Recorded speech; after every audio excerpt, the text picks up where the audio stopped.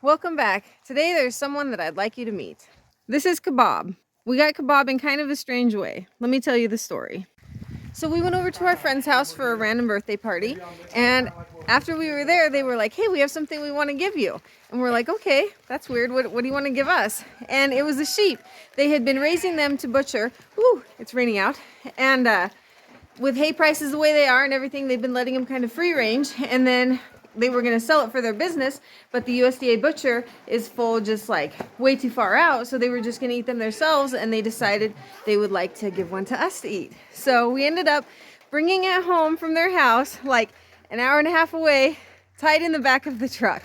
So we had 2 stops to make, and we had a sheep in the back of the truck at both stops. It was pretty fun. So after we brought Kebab home, we decided that she needed to fatten up a little bit before we were going to eat her. So we put her in the chicken coop because we didn't have anywhere else to put her. And Kane decided to go out the next day and put her harness on that we had bought and play with her. Andy let her out. So she was roaming loose in the woods, and we looked for her for a long time. And finally, I was coming down this trail by our house, and I heard like stampeding hooves, and I turned to look at this field, and I saw like a mad rush of cows behind me.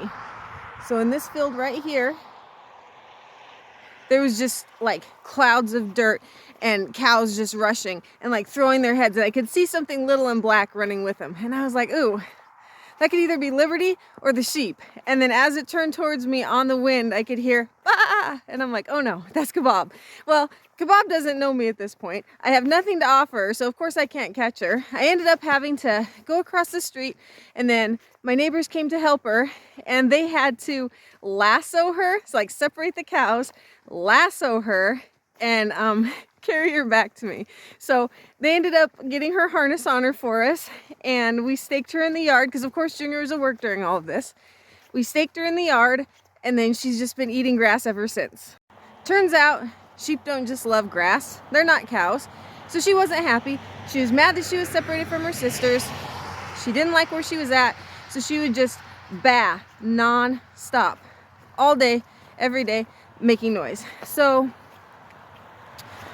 we thought, well, she was raised free ranging in like mountainous hills, so maybe if we chained her up by our mountain, that would make her happier. And oh my gosh, it made a world of difference. She went from all she could think about was how to get off her chain to being a happy sheep. So we had her chained up so she had access to the grass in the yard and to this mountain.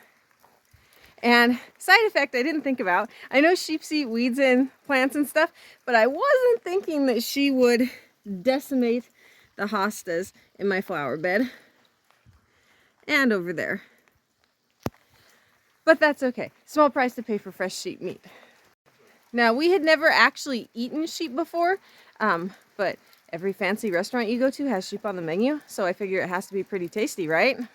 And I know I keep saying sheep, that's just out of habit. She is actually still a lamb. She's going to be tender and delicious. So because it is a rainy day, we're setting our canopy up. We are going to end up processing Kebab today, and then also, it sounds weird, but we're having a pig delivered. Junior knows a guy that was going to make us a great deal on a fully grown butcher-ready pig, and so we're getting it.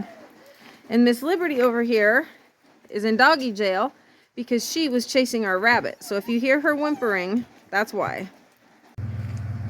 Yep. Oh yeah. Here's the pig. It's so big.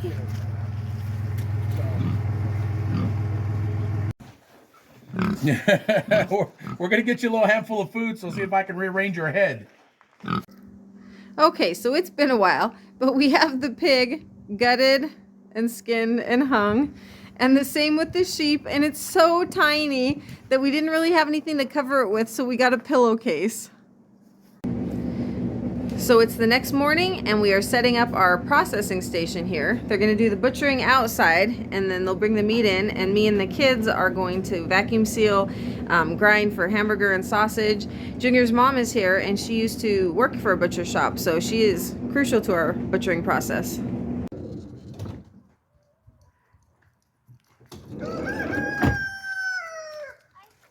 Female bald eagle. And the white-headed ones are the males. And they're big, aren't they?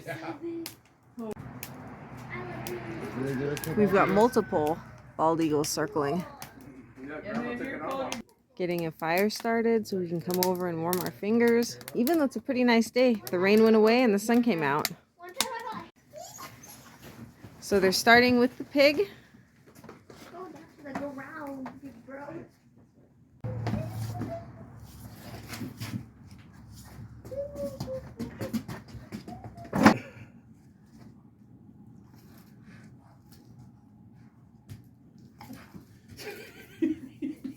So we've got our first tray of meat to work with. We have roast and stew meat. And Dylan said he wants to do the vacuum sealing. So here we go. Dylan, you're going to cut me a package big enough to fit this roast. And that's really big. And you want it to be longer on both sides because you're going to have room to seal it. Done? Okay.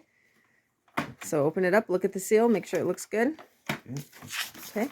And then you're going to open it up. Slide your roast in. Wow, that is heavy. Heavier than you thought? Yeah. How much?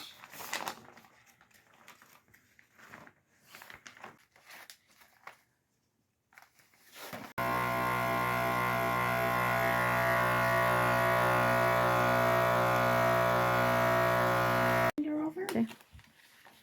And then Madeline's gonna write on it. And you can go stick it in the freezer.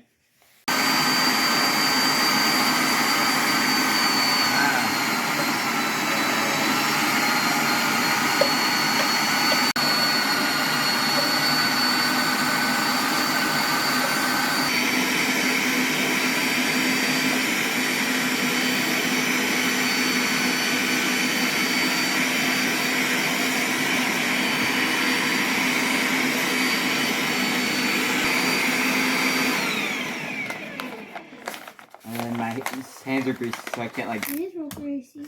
Ain't it? Slippery. Yep. And it is. So for lunch, what we like to do when we're butchering pigs is we have just a big pot here with lard and meat. We'll just cook that up and then get some corn tortillas, and then Junior's mom makes salsa.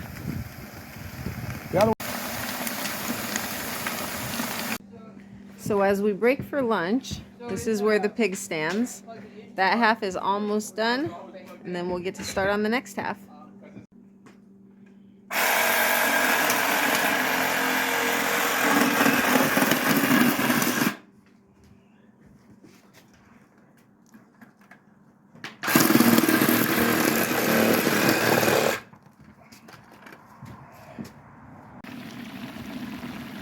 So we're looking pretty done right here. And I just had Dylan do a taste test. Good. Seems like it's done? Yeah.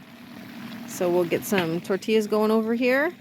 And Joy's making the salsa. So we decided to take these ribs and just go ahead and throw them straight on the smoker. And then we'll have a ready-made dinner in case we're too busy to worry about what we're going to eat. Hurry. Go play. I mean, you can take it in the house. Ooh, this is the best right here. I don't know what y'all doing. Oh, All right, I'll go for you. There you go. You're right. I'm bringing it. You're right. Just Okay, we're finished with the pig. We're on to the lamb. Cute little thing. It's not very big, but we're thinking lamb or kebab's going to be delicious. So Madeline's wrapping up the last of the pork sausage. Caden's got his rubbing alcohol and he's doing a little bit of cleanliness maintenance. Everybody else is outside either putting meat away or working on chopping up that lamb. So I'm going to go out and see what all they've gotten done. I think we're just going to end up with a lot of sausage and hamburger.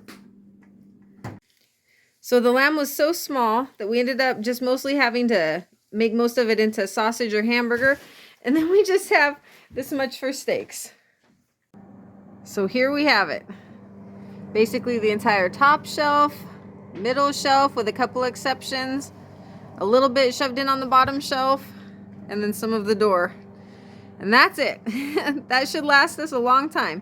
Last year we did 2 pigs and we ended up giving half of one to our neighbor. So a pig and a half basically, and it lasted us through until this year, and then we still had just a couple things left. So I think this will get us through the winter, and it's so nice to be able to just run out to my freezer and have whatever I want. I don't have to go to the grocery store, it's just all there. So this is something we really enjoy doing and we'll probably keep doing every year to come. So I hope you enjoyed watching the process. Thanks for watching.